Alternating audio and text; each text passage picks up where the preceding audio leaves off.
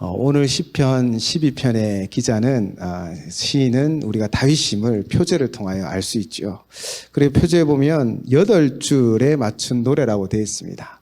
8줄을 가진 악기를 튕기며 노래하였다라고 해석하기도 하고, 또 8번째 음계의 뜻으로 여성 합창이 아니라 남성 합창을 가리킨다라는 의도도 있기도 합니다. 그렇게 표제를 설명하고 시편 12편 전체 내용은 진실이 없고 거짓이 가득한 사회에서 온갖 아첨하는 입술로 이웃을 해하면서도 하나님을 두려워하지 않은 오만한 자가 그 사회 속에서 판치고 있을 때 진실하게 하나님을 섬기고 살고자 하는 경건한 자와 충실한 자들이 어려움을 호소하고 있는 것이지요. 그 호소에 다윗은 응답하며 하나님 앞에 고백하고 있는 다윗의 지혜시로 분류되어지게 합니다. 그렇다면 오늘 본문이 되는 이 시편 12편의 배경은 어떤 배경일까요? 성경에는 정확한 배경의 정보가 있지는 않습니다. 이 학자들은 몇 가지 추측을 내어놓는데요. 그 중에 사무엘상 22장에 이런 사건이 있었습니다. 사울의 신하였던 에돔 사람 도액이라는 사람이 이 다윗이 노비라는 성읍에 와서 제사장 아히멜렉의 도움으로 음식을 얻고 또 골리앗의 칼을 가져간 일이 있었는데요. 이 일을 도액이 사울 왕에게 고합니다. 그 고함으로 말미암아 죄 없는 여호와의 제사장들 80명과 노베의 많은 이들과 가축이 도륙당하는 사건이 있었지요. 그러나 이것이 이 시편의 정확한 배경이라고 단정 지을 수는 없습니다. 어쨌든 이 사건을 아히멜렉의 아들 아비아달이 그 죽음으로부터 피하여 다윗에게 달아나 다윗에게 이 모든 사건의 전말을 이야기하였던 것이지요. 경건하게 하나님을 섬기던 충실한 이 제사장들이 바로 이 에돔 사람 도액의 모함으로 말미암아 죽임을 당했던 것입니다. 우리가 조금 더 이 사항을 구체적으로 좀 살펴보려고 합니다. 사울 왕이 신하들을 모아놓고는 그들을 야단치기 시작하는 거예요. 아무도 나를 돕는 사람이 없다. 왜 다윗이 어디에 있는지 고발하지 않고 그를 다 숨겨두느냐. 너희는 다 나의 적이다 라고 이렇게 막 야단을 치고 있을 때 에돔 사람 도액이 오늘 제가 말씀드렸던 그 사항을 설명하는 거예요. 다윗이 노브 성읍에 왔는데 아히멜렉 제사장이 떡도 주고 또 칼도 주었습니다 라고 보고하는 거예요. 그러니 이 사울 왕이 화가 나여 이 제사장을 불렀던 것이죠. 그때 제사장 아히멜렉은 다윗은 원래 사울 왕의 충실한 신하가 아닙니까? 당신의 사위이기도 하고요. 또 당신의 호위 대장이기도 하고 또 왕실의 존귀한 자이기 때문에 이번뿐 아니라 이전에도 제가 도와주고 섬겼습니다 라고 분명히 이야기합니다. 자신은 어떠한 사적인 마음이 아니라 사울 왕의 종이고 그의 충성된 신하이기 때문에 그를 도왔다라고 간청하죠. 그러나 사울 왕은 앞에서도 말씀드렸듯 그 제사장 80명과 그들이 속해져 있는 성읍 노비라는 성읍의 남녀 아이들 모든 가축들을 다 도말하였습니다. 왜 그런 일이 일었었을까요? 아마도 추측컨대 도액이라는 이 에돔 사람이 그 말을 더 첨가했던 것이죠. 아가 다르고 어가 다르잖아요. 내가 보니 아마 사울 왕에게 더 잘 보이기 위해서 제가 보니 이 아히멜렉 제사장이요 왕께 배반하려고 다윗에게 떡도 주고 칼도 주었습니다 라고 이렇게 중간에 아첨을 하고 거짓을 말했던 것이죠. 아첨급 도액으로 말미암아 이런 큰 살해 사건, 이런 사건이 벌어졌던 것입니다. 오늘 본문 2절을 보시면요. 아첨하는 입술이라고 이야기하고 있습니다.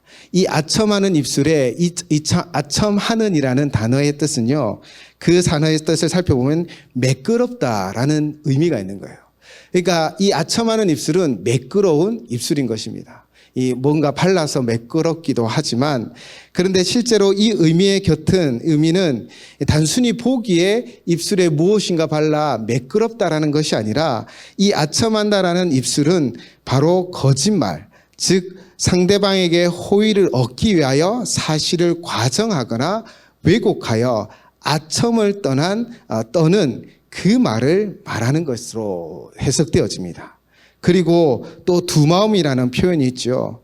이 두마음은 문자적으로 해석하면 한 마음과 한 마음입니다. 이것을 두마음이라고 성경은 표현하고 있는데, 한 마음은 바로 진실, 사실인 거예요. 그리고 다른 마음은 그것을 거짓으로 만들어 자신의 이익을 얻으려고 하는 것이죠. 그래서 두마음이라는 것은 한 마음을 숨겨두고 자신의 거짓된 마음을 드러낸다라는 의미가 있어서, 그래서 두 마음을 속임수라고 번역하기도 하는 것이죠. 즉 지금 도액이 이와 같다라는 것입니다. 그는요, 사울 왕의 마음을 더 얻기 위하여 과정하고 왜곡하여 아첨하는 입술과 또 두 마음으로 사울에게 말한 것이지요. 진실은 무엇입니까? 여호와의 제사장 아히멜렉은요, 아무런 의도 없이 평소에 하듯 다윗을 도운 거예요. 이를 알면서도 사울 왕을 배신한 것처럼 꾸몄던 도액으로 말미암아 제사장들은 억울하게 살해를 당했던 것이죠. 바로 1절의 말씀처럼 경건한 자가 끊어지며 충실한 자들이 인생 중에 없어지는 사건이 있었다라는 것입니다. 세상을 바라보면 이렇게 아첨하는 인간들, 사람들, 그리고 두 마음으로 말하는 자들이 득세하는 것 같지 않으십니까?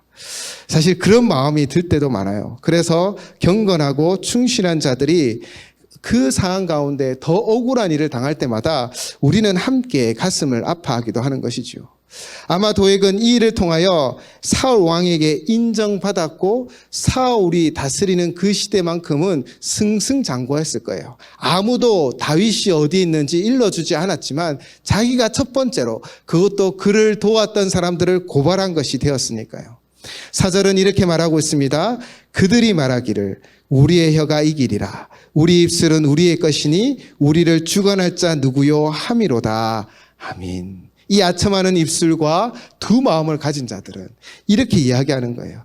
우리 혀가 이기리라. 우리의 거짓이, 우리의 이 아첨하는 것들이 이기리라. 누가 우리를 다스리고 주관할 수 있겠느냐. 그들은 거짓말은 승승장구할 것 같고 그들의 거짓말은 승리할 것처럼 말하고 있습니다. 그러나 거짓은 승리할 수 없죠. 그 이유가 무엇일까요? 이 세상에 보이는 권력자들이 영원히 통치하는 것이 아니지요. 모든 것은 한 시절입니다. 사울 왕이 득세하여 도액이 좋은 기회를 얻어 그가 승승장구하였지만, 그러나 그 사울 왕이 영원히 왕이 되었던 것은 아니죠. 그 사울 왕이 다스리는 것도 한때인 것입니다.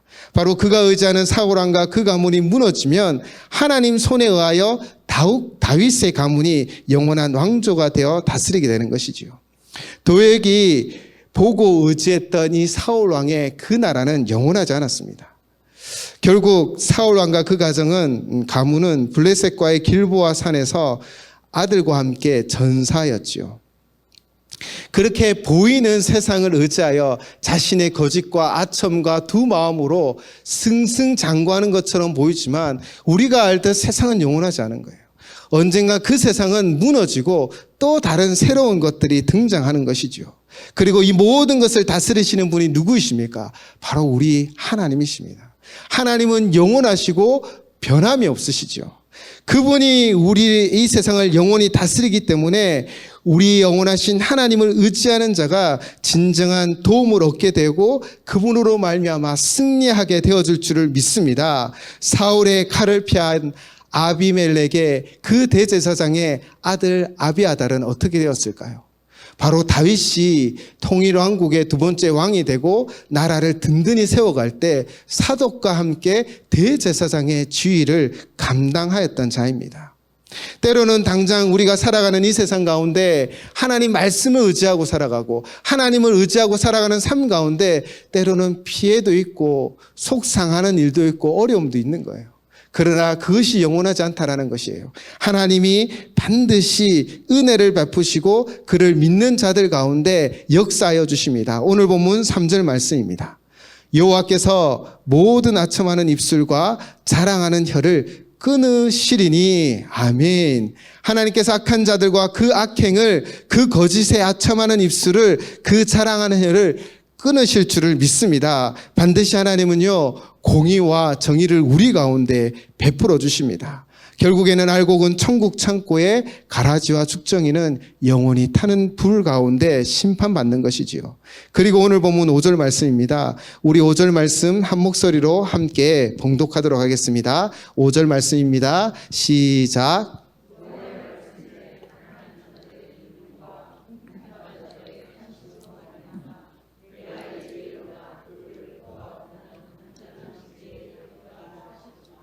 아멘. 여호와의 말씀입니다. 여호와의 말씀은 우리를 향한 약속의 말씀이시죠. 하나님은 그 약속을 신실하게 지켜가십니다. 무엇을 말씀하고 있습니까? 제가 5절을 새 번역으로 한번 봉독하겠습니다. 5절을 새 번역입니다. 주님은 말씀하신다. 가련한 사람이 짓밟히고 가난한 사람이 부르짖으니 이제 내가 일어나서 그들이 갈망하는 구원을 베풀겠다. 아멘. 세상은 어쩌면 가련하고 가난한 자들이 더 상처받는 것 같아요. 더 도움의 손길이 없는 것 같아요. 그러나 누가 그들을 주목합니까? 바로 하나님이 그들을 주목하여 그들의 큰 상처 가운데 은혜를 베푸시고 도움이 되어주시는 것이지요. 다윗의 무리는 600명밖에 되지 않았어요. 그 600명 무리와 사울의 대군은 숫자적으로 비교할 수 없는 거예요. 작고 약한 다윗의 무리였지만 그러나 하나님이 다윗의 그 기도와 그 간구, 그 간구에 응답하여 주셔서 은혜를, 구원을 베풀어 주신 것이지요. 한 대형교회 장로님의 간증을 그 교회 목사님이 설교 중에 이렇게 말씀해 주시더라고요. 장로님이 은혜를 받기 시작하자 결단하기 시작합니다. 내가 세상 접대로 이 사업을 하지 않겠다. 내가 하나님 말씀대로 그냥 내 기술과 성실함과 진실함으로 하겠다라고 결단하고는 이 접대 문화를 끊었습니다. 그리고는 오직 기술력과 또 열심히 발품을 팔아 자신의 일들을 이루어가려고 하죠. 그런데 정말 이 사업을 그 마음과 그 결단처럼 이루어지지 않았습니다. 기도하면서 거래처를 찾아갔지만 더 큰 어려움들이 있는 거예요. 서울에서 진주까지 7번을 왔다 갔다 했는데도 거래처에서 자신을 만나주지 않는 거예요. 또 어떤 일은 만나서 잘 설득하고 기술을 설명하면 이 기술이 너무 좋습니다 라고 할 것처럼 얘기하고는 나중에 보면 자신 회사보다 더 낮은 기술을 가진 업체와 이렇게 수주를 맺는 경우들이 종종 있었다라는 거예요. 그렇게 몇 번의 실패와 또 많은 회사들이 그들과 수주하지 않자 이 회사의 재정 상태가 바닥나기 시작하는 거예요. 사업을 접어야 할 것 같은 상황 가운데 그 장로님은 예수의 이름으로 나는 일어서리라 라는 이 찬양을 수십 번도 눈물로 고백했다고 합니다. 그런데 어려운 상황 속에서도 그분은 이제 거기는 속장이 있었는데 그 사명을 감당하면서 그 성도들에게 내석하지 않았대요. 그리고 허리가 아파도 늘 신방하고 그렇게 주의 사명을 감당할 때 사실 사업은 점점 어려워가는데 마음에 이상하게 하나님 평강을 주시고 평안을 주시기 시작하는 거예요. 그러면서 때가 되었을 때 그 고난의 터널 끝에 그분의 기술력이 인정받은 거예요. 그래서 2년치의 그 사업을 수주하게 되었다고 합니다. 그런데 문제는 2010년에 터졌습니다. 2010년 1월에 그때 당시 정부에서는요, 토착비리 근절을 위한 방침에 따라서 이 경찰청에서 특수본이 꾸려진 거예요. 그래서 수사대에서 수사관들이 이제 파견되었는데 이 장로님의 사업장까지 와서 컴퓨터도 다 떼가고 모든 사업을 다 올스톱 시키는 거예요. 그리고는 장로님을 불러서 조사하기 시작했습니다. 그 이유가 무엇이었냐면 장로님이 이제는 접대를 안 하시니까 좀 더 많이 자주 만나서 우리 회사를 PR하고 설명해야겠다라는 생각으로 국토해양부를 완전 자기 집처럼 왔다 갔다 했던 거예요. 근데 2010년에 이 토착 비리를 이제 잡으려고 하니 이 강공소에 가장 많이 왔다 갔다 했던 이 사업체 그 차량을 조회했더니 이 장로님이 1등인 거예요. 그만큼 왔다 갔다 하며 사업을 PR하고 열심히 일했는데 그러니 이 문제가 있다. 이렇게 왔다 갔다 이렇게 수없이 방문하였으니 분명히 문제가 있을 것이다 라고 생각하고는 이 회사의 컴퓨터도 떼가고 5개월 동안 사업 수주도 못하게 하고 또 물론 주변의 업체들도 다 같이 검사를 조사를 했다고 합니다. 그렇게 5개월 동안 아무것도 못했대요. 장로님이 이제는 정말 사업을 접어야 된다라고 생각할 때 이제 5개월이 되었을 때쯤에 조사관이 이 장로님을 부릅니다. 그리고는 장로님을 이렇게 딱 앞에 두고는 이렇게 겁을 주기도 했습니다. 저희가 특수 본인 건 아시죠? 저희는 없어 보이는 죄도 털털 털어서 문제를 잡고 죄를 찾아서 벌 주는 됩니다. 라고 말을 하시면서 이런 이야기를 합니다. 그런데 5개월 동안 정말 탈탈 다 털어봤는데 사장님 회사에는 어떠한 비리도 발견되지 않았습니다. 이 사장님 회사처럼 이런 회사가 우리 사회에 더 많이 있었으면 좋겠다라고 말하면서 그냥 그동안 수고하셨습니다 라고 하면서 이 컴퓨터랑 다 주셨다라는 거예요. 사실 같이 조사를 받았던 업체들은 대부분 구속되었답니다. 아마 그렇게 탈탈 털으니 이 조금이라도 뇌물이 오고 가고 뭐 잘못된 것을 전달된 게 발견되어서 다 이렇게 구속이 되었던 것이죠. 5개월 동안 아무것도 하지 못했는데요. 이 회사에 대한 소문이 이렇게 퍼집니다. 이 회사와 거래했던 공무원들은 아무도 잡혀가지 않았대. 그래서 공무원들이 이 회사를 관계가 더 좋아졌다는 것이죠. 사실 장로님은 세상 것을 버렸어요. 세상의 그 접대 문화, 세상의 좀 빠른 길, 세상의 좀 어떤 아첨과 어쩌면 좀 속이고 거짓의 말들, 그 모든 것을 버린 채 아무것도 없는 빈손으로 살아갔지만 그런데 우리 장로님은요, 예수님의 옷자락을 잡았던 거예요. 때로는 우리가 아첨하지 않고 때로는 세상과 타협하지 않는 삶이 답답하게 보이고 또 이것이 과연 될까 안 될까 걱정도 되어지고 나보다 더 아첨하고 거짓말하는 자들이 더 승승장구하는 것처럼 보이지만 그러나 하나님이 다 보고 계십니다. 하나님이 우리의 삶을 인도해 주는 거예요. 하루살이는 장마 때 태어나면 하루 종일 비가 내리는 것을 보고 세상은 비가 내리는 세상이다 라고만 생각하고 죽음을 당하는 거예요. 사랑하는 성도 여러분, 우리가 살아갈 때 우리가 보는 것은 한 시즌인 거예요. 하나님은 우리의 처음과 끝을 다 다스리는 거예요. 지금 요즘 좀 힘들다고 우리가 어려움을 당하는 게 아니에요. 하나님은 그 가운데 계획하시는 것이 있고 하나님의 뜻을 우리의 삶 가운데 이루어 가시는 것입니다. 그리고 6절의 말씀입니다. 여호와의 말씀은 순결하며 흙 도가니에 7번 단련한 은과 같더라. 이 6절은 5절이 있는 그대로 이루어질 것이라는 그 약속의 말씀이다라고 해석하고 있습니다. 즉 하나님의 약속의 말씀은 그대로 이루어지는데 그 이유는 말씀이 순결하기 때문입니다. 전능하시고 신실하신 하나님이 우리 가운데 말씀하시고 거룩하신 하나님이 친히 말씀하신 것을 이루어 가신다라는 거예요. 흙도가니에 7번 단련하였다라는 것은 이 7은 성경에서 완전한 수를 말하는 거예요. 아무것도 없는 깨끗하고 순전한 은과 같은 거룩하신 하나님, 순수하신 하나님, 신실하신 하나님이 그 약속을 이루어 가신다라고 말씀하고 있는 것입니다. 이사야는 34장 16절로 이렇게 말하고 있습니다. 이사야서 34장 16절입니다. 너희는 여호와의 책에서 찾아 읽어보라. 이것들 가운데서 빠진 것이 하나도 없고 제 짝이 없는 것이 없으리니 이는 여호와의 입이 이를 명령하셨고 그의 영이 이것들을 모으셨음이라. 아멘. 언약하신 말씀에 짝이 있다라는 거예요. 약속하신 말씀에 성취의 결과가 있다라는 거예요.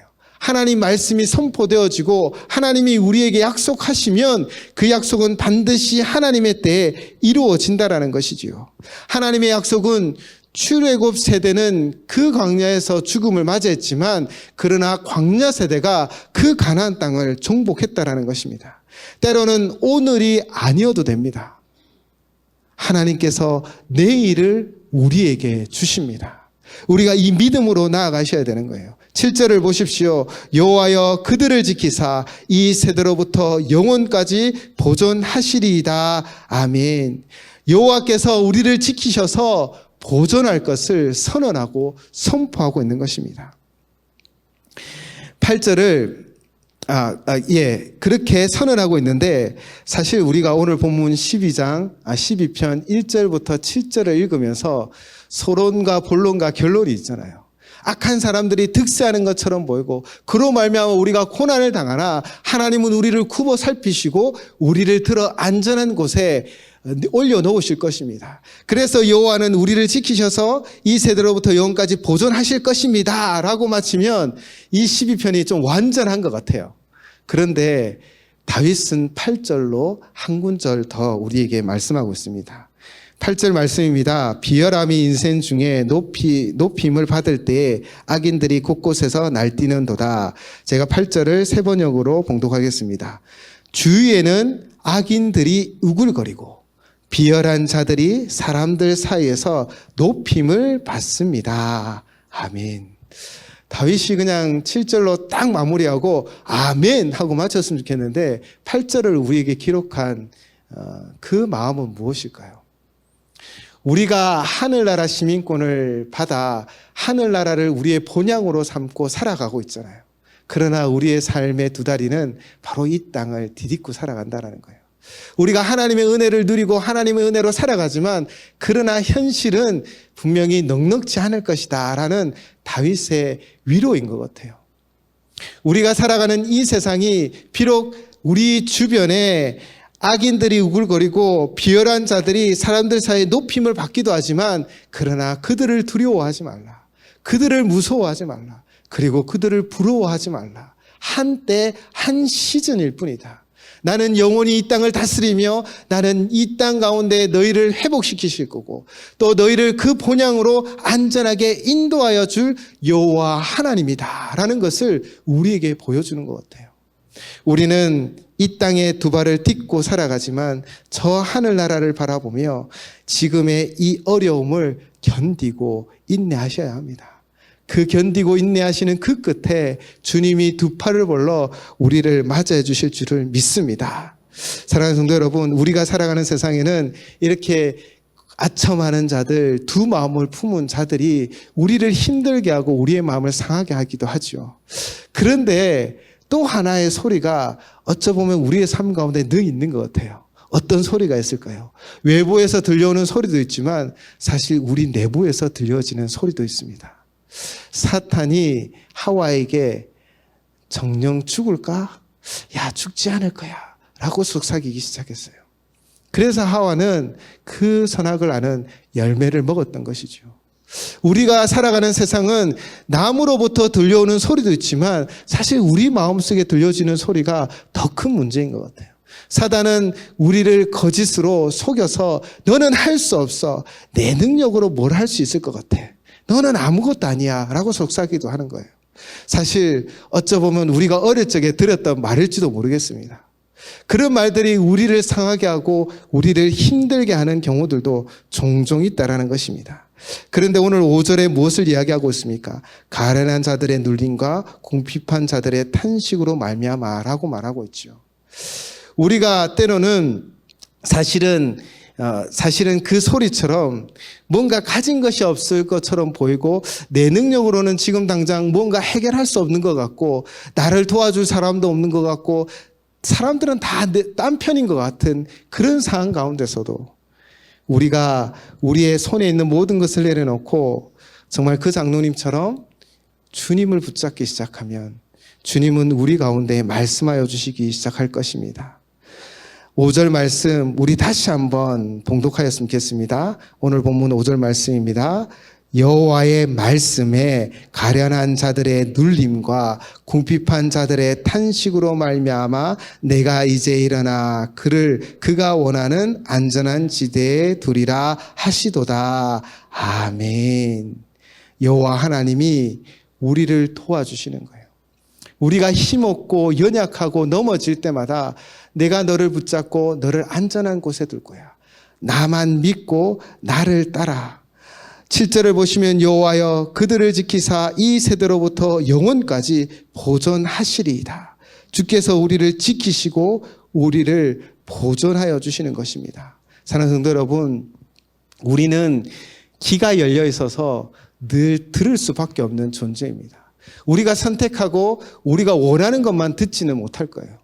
그래서 그 말로 말미암아 우리는 또 마음도 상하게 될 때도 있을 것이고 절망의 자리에 가기도 할 것입니다. 그때 하나님 말씀을 기억하십시오. 하나님이 우리에게 무엇을 말씀하시는지. 올해 다 말씀 카드 가지고 계시지요. 이 말씀 카드를 항상 붙잡고 기도하시기 바랍니다. 또 말씀을 묵상하면서 나에게 주신 말씀이다라는 마음이 있으시면 줄을 끊고 묵상해 보십시오. 하나님 우리에게 말씀하십니다. 세상 길에 귀를 기울이지 말고 내가 나를 정죄하고 때로는 그 사단의 거짓말에 속지 마시고 하나님 말씀에 귀 기울이십시오. 지금도 주님은 우리에게 말씀하고 계십니다. 주님이 우리에게 이렇게 말씀하시는 것 같아요. 내가 너를 잘 알아. 너의 마음을 잘 알고 있어 라고 말씀하시고 있습니다. 우리 이 찬양의 고백을 하나님께 드리려고 하는데요. 나를 지으신 주님 내 안에 계셔 처음부터 내 삶은 그의 손에 있었죠. 내 이름 아시죠. 내 모든 생각도 내 흐르는 눈물 그가 닦아주셨죠. 사랑하는 성도 여러분, 외부에서 들려오는 소리가 우리가 누구인지를 말해줄 수 없어요. 세상 소리에